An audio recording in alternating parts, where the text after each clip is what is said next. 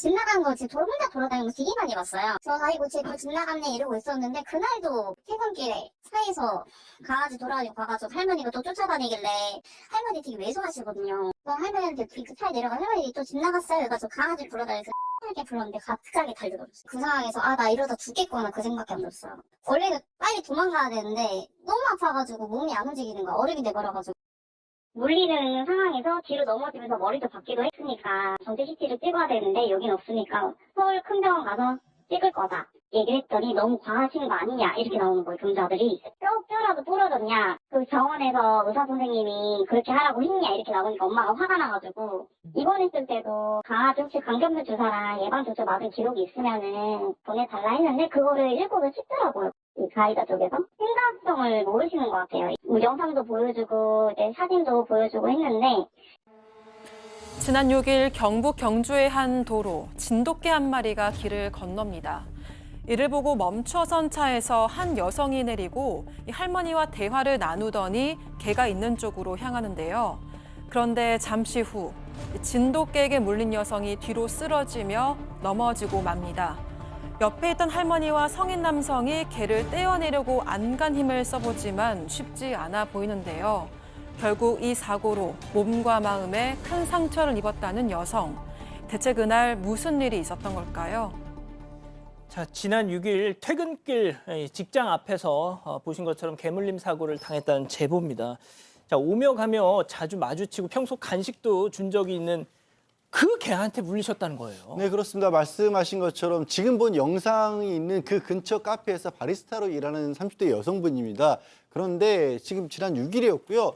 이 개 진돗개 한 마리가 혼자서 막 돌아다니는 걸 봤다라는 거예요. 그런데 그 주변에 이전에도 저 진돗개가 혼자 돌아다니는 모습을 자주 봤었고 본인도 반려견을 키우고 있기 때문에 간식도 주고 뭐 영양제도 줬고 덕분에 개 이름까지 알고 있었다라고 합니다.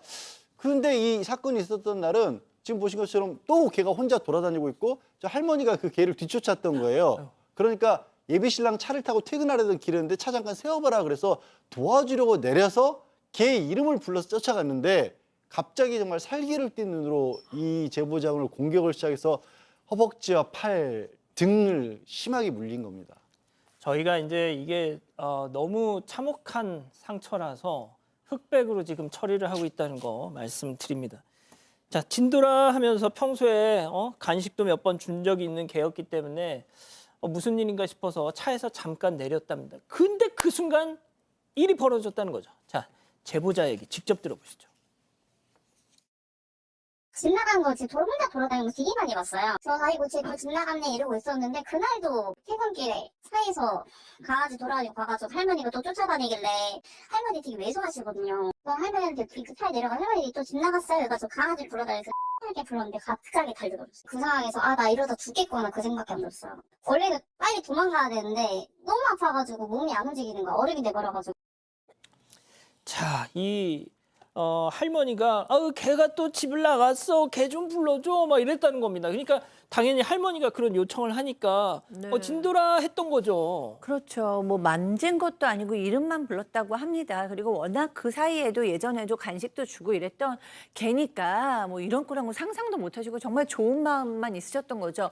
그런데 이름을 불렀을 뿐인데 아까 설명하신 것처럼 으르렁하면서 막 살기 어린 눈으로 와서 허벅지를 물었습니다. 그리고 너무 놀라가지고 뒷걸음질을 치니까 또 팔을 물었어요. 차에 있던 예비 신랑이 너무 놀라가지고 차에서 나오고 할머니도 그 개랑 뛰어놀려고 노력을 하셨는데도 얘가 떨어지지 않고 한동안 막 물려고 굉장히 막 다가오고 그랬다고 합니다. 이러다 죽겠구나라는 생각이 들어서 너무 두려우셨다고 하고요. 도망가려고 그런데도 몸이 움직이지 않아서 도저히 도망갈 수가 없었다고 합니다. 영상으로만 보면은 뭐 빨리 끝난 것처럼 보일 수 있지만 사실 병원에 갔더니 너무 놀라면서 왜냐하면 피가 멈추질 않았고 상처도 너무 커서 의료진들도 놀랄 정도였다고 합니다. 자, 그런데 이 제보자께서 다음날 출근을 해야 한다고 통원 치료를 받으시려고 했다는데 결국 그걸 만류한 게 의료진이었다고요. 네, 너무 심각했기 때문에 입원해야 되는데 무슨 출근을 하느냐 얘기를 했다고 하고 일주일간 입원 치료를 받았다고 합니다. 지금 나오고 있는데 제보자가 왼손잡이입니다.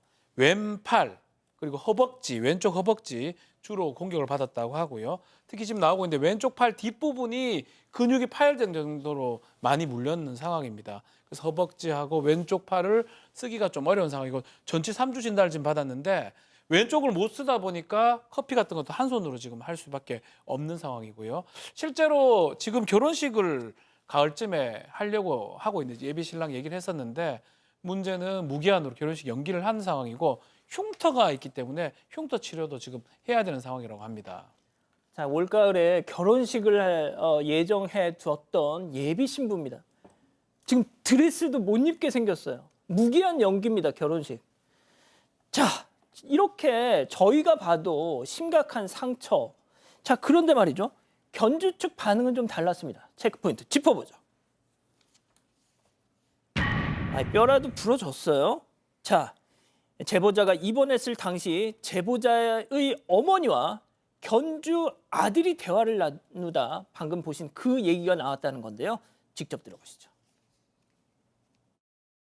물리는 상황에서 뒤로 넘어지면서 머리도 박기도 했으니까 전체 CT를 찍어야 되는데 여긴 없으니까 서울 큰 병원 가서 찍을 거다 얘기를 했더니 너무 과하신 거 아니냐 이렇게 나오는 거예요. 경자들이 뼈라도 부러졌냐 그 병원에서 의사 선생님이 그렇게 하라고 했냐 이렇게 나오니까 엄마가 화가 나가지고 입원했을 때도 강아지 혹시 감염병 주사랑 예방접종 맞은 기록이 있으면은 보내달라 했는데 그거를 읽고도 싶더라고요. 이 가이드 쪽에서 심각성을 모르시는 것 같아요. 영상도 보여주고 이제 사진도 보여주고 했는데 자, 이겁니다. 전신 CT를 좀 찍어봐야 되겠다. 그랬더니 견주 측에서 너무 과하신 거 아니에요? 무슨 뼈라도 부러지신 거예요? 이랬다는 거죠. 네, 제보자에 따르면 응급실에서 치료를 받고 나왔을 때 그 할머니 아들로부터 치료비를 다 드릴 테니까 치료를 잘 받으셔라 이런 이야기를 들었다고 합니다.